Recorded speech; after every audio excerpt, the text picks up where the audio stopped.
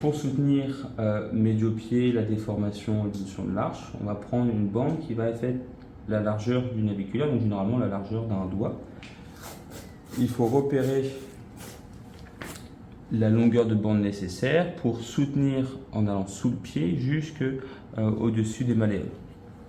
Donc on repère cette distance-là.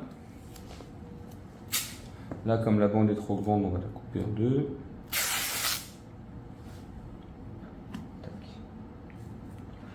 On repère le naviculaire de la personne. On va se mettre en dessous. On se met sous le naviculaire. Et une fois qu'on est placé, on vérifie qu'on est bien à hauteur sur le naviculaire. Et là, on va pouvoir appliquer notre force de soutien. On va tirer que quand on est en dedans du pied, parce qu'on veut une force qui ascensionne le naviculaire. On ne veut pas tirer en dedans, on veut tirer de bas en haut. On peut mettre la cheville à 90 degrés avec la hanche. Hop, on soutient. Et après on vient plaquer.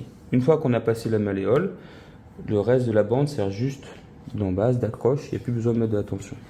La tension, on la met dessous le naviculaire jusqu'à la malléole. Donc on regarde, une fois qu'on a fait l'évaluation et qu'on a mis le tape, on regarde si quand on vient mettre ça, la personne est confortable déjà avec, parce qu'il y a certaines personnes où la tension n'est pas très bien supportée, donc ça ne sera pas un traitement applicable.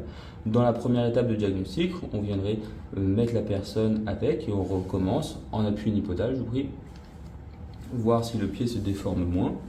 Et puis si les symptômes étaient en dynamique, on lui propose de venir faire une flexion sur un pied, de venir fléchir le genou.